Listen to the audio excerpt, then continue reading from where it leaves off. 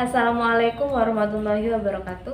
Perkenalkan, nama saya Dwi Nusratul Asro. Saya prodi Pendidikan Bahasa Arab semester 5 di Universitas Hasyim Asy'ari Tebu Ireng, Jombang. Dalam video kali ini adalah video tentang laporan KKL yang sudah saya laksanakan bersama rekan saya pada 1 bulan yang lalu di sebuah lembaga pendidikan formal, yakni MA Salafiyah Syafi'iyah Tebu Ireng, Jombang. Video ini dikumpulkan sebagai prasyarat untuk menempuh mata perkuliahan KKL yang dibimbing langsung oleh dosen kita, yakni Ustaz Fatur Rahman.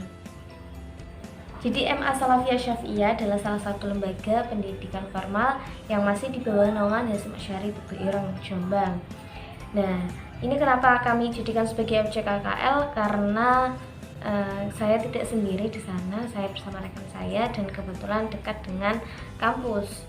Kemudian di hari pertama kami mengantarkan surat izin KKL yang kemudian diterima langsung oleh Wakakurikulum. Jadi waktu itu kepala sekolahnya tidak hadir, akhirnya diterima oleh Wakakurikulum dan besoknya kami disuruh soal kembali kepada kepala sekolah.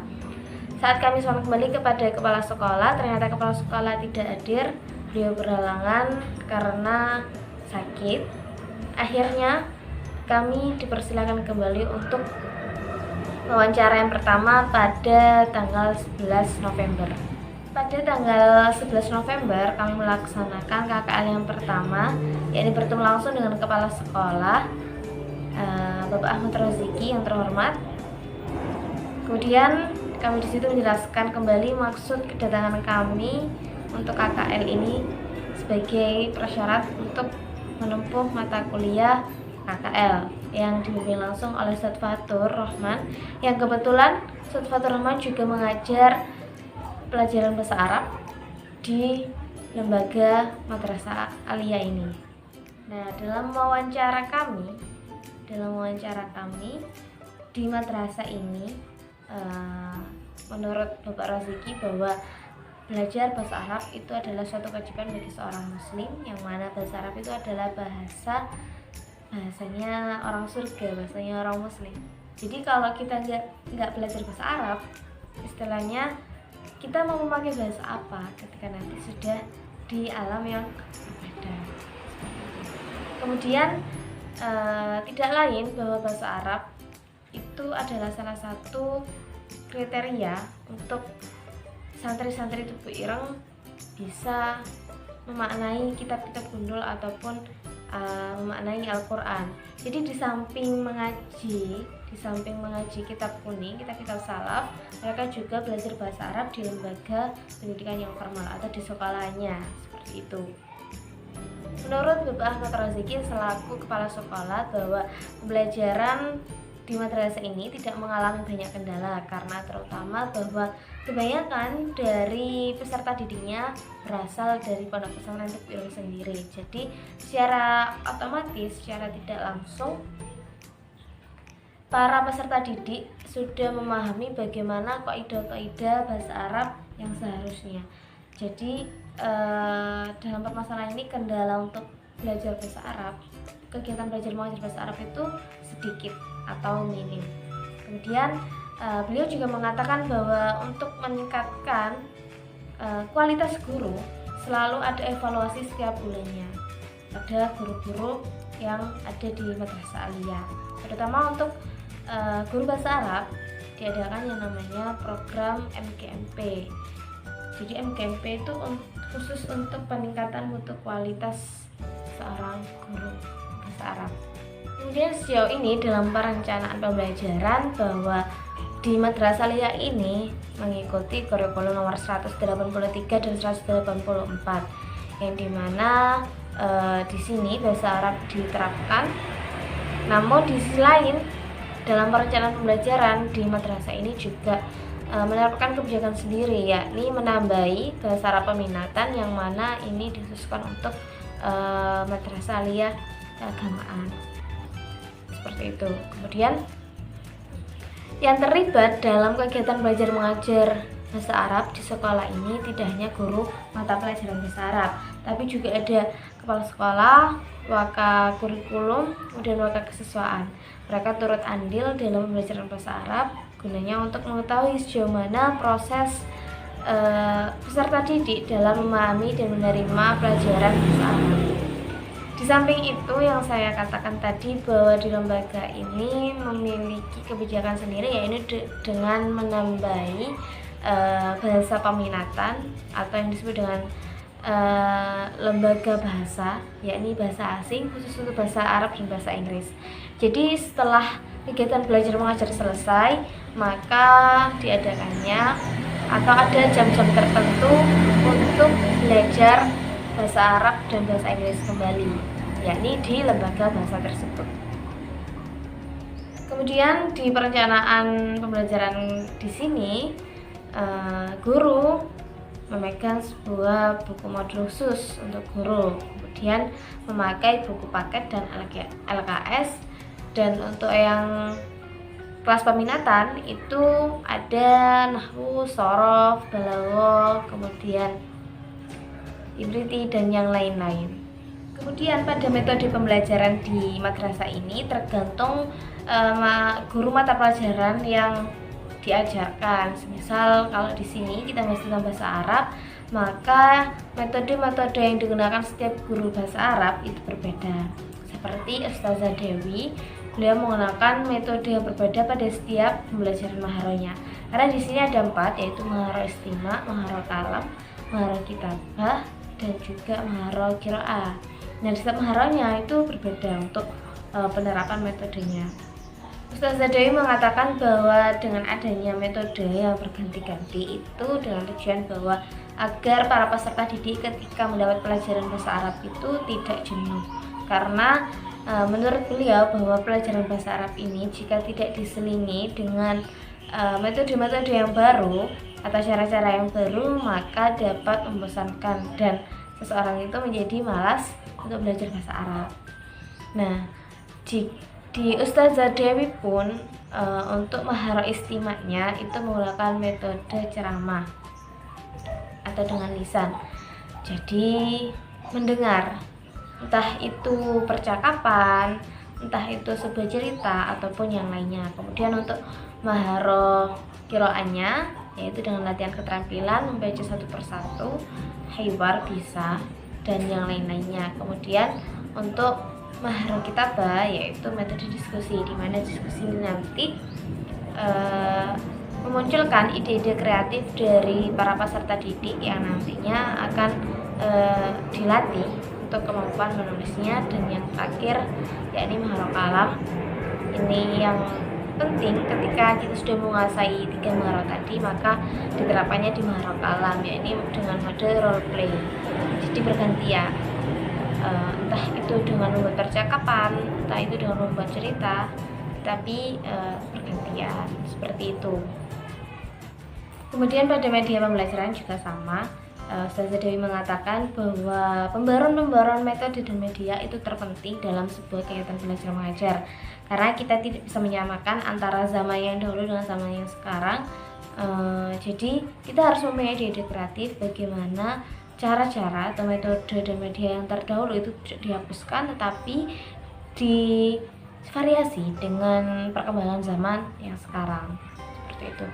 Media yang dilakukan atau yang digunakan oleh Ustazah Dewi ada video Arab, yaitu berupa kartun, cerita-cerita Arab, kemudian percakapan, kalamul Arab, dan yang lain-lain. Kemudian ada yang namanya Ghina Arabi. Jadi mereka mendengarkan maharo istimanya, mendengarkan sebuah lagu yang sudah diarabkan ataupun yang memang murni lagu Arab, seperti itu. Kemudian di sekolah ini juga menerapkan yang namanya evaluasi pembelajaran, khususnya untuk pembelajaran bahasa Arab, yakni dilaksanakan PTS dan PAS, penilaian tengah semester dan juga penilaian akhir semester. Tidak hanya itu, Ustazah Dewi juga mengatakan bahwa ada yang namanya ulangan harian untuk menentukan sampai mana kapasitas atau kemampuan seseorang dalam menerima dan memahami pelajaran bahasa Arab. Biasanya ketika sudah melaksanakan PTS dan PAS, itu para peserta didik mengadakan muhadharah, yang dimana itu adalah ide-ide kreativitas dari para peserta didik yang guru-gurunya di madrasah itu hanya tinggal melihat hasil yang selama ini diberikan. Jadi hasil yang diberikan oleh guru dan diterima oleh para peserta didik itu akan disampaikan pada muhadharah, baik secara bahasa Inggris ataupun bahasa Arab. Kemudian untuk kurikulum, menurut Pak Subhan selaku kurikulum di sini mengacu pada KML nomor 183 dan 184. Kemudian untuk bahasa Arab kita ada penambahan, penguatan, yakni lembaga bahasa itu tadi. Dan sejauh ini kurikulum sudah diterapkan dengan baik.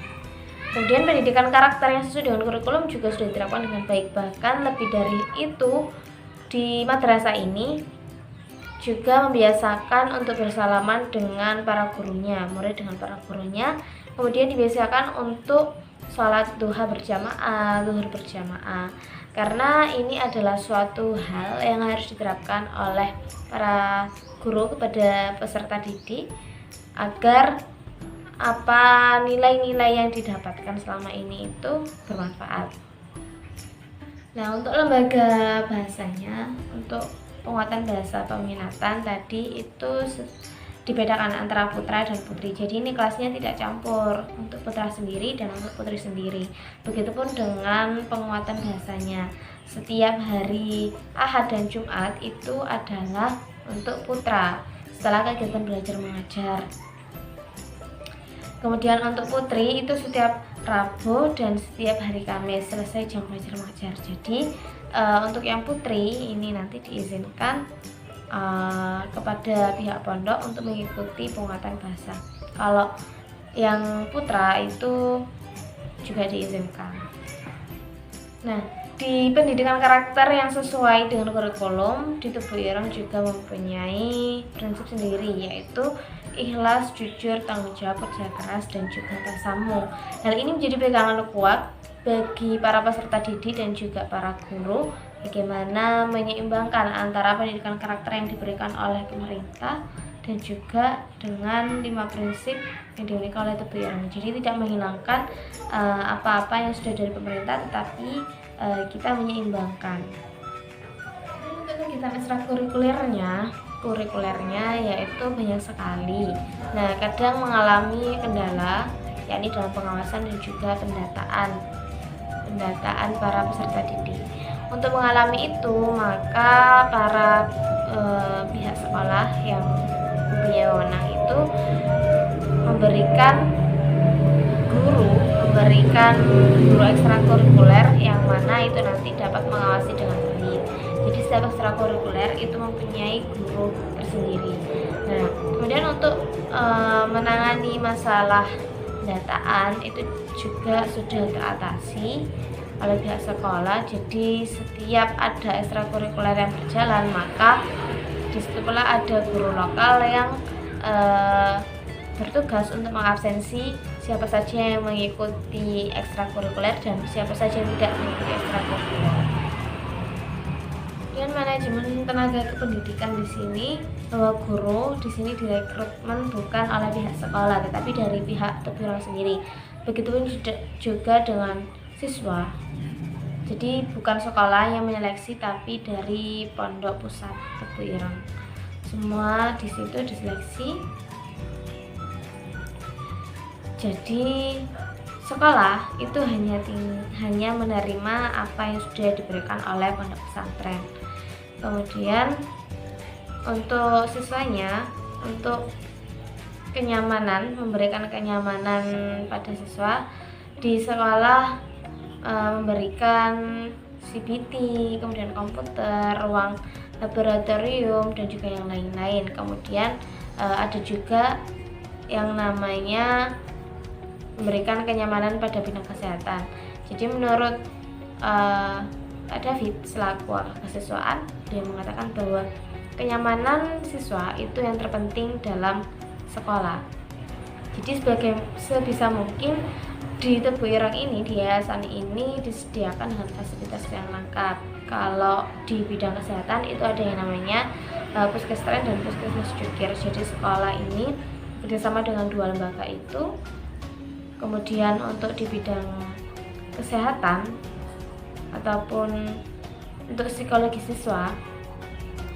Nah, itu juga bekerja sama dengan dokter psikolog. Jadi setiap bulannya itu ada dokter psikolog yang datang ke sekolah untuk mengetahui bagaimana tingkah laku dari para peserta didik yang ada. Bidangnya itu pada bidang keindahan atau keteraman dan kesejukan yang lainnya. Di sekolah ini menerapkan yang namanya green school atau greenhouse, yang dimana itu dikelola oleh para peserta didik sendiri yang terdiri dari jurusan IPA dan juga jurusan IPS. Jadi pihak sekolah hanya memfasilitasi dan support apa yang menjadi hobinya mereka. Seperti itu. Jadi itu adalah gambaran singkat tentang Lembaga Madrasah Aliyah Salafiyah Syafi'iyah Tepian Jombang. Untuk itu saya mengucapkan terima kasih dan semoga apa yang saya sampaikan ini bisa bermanfaat. Saya akhiri. Wassalamualaikum warahmatullahi wabarakatuh.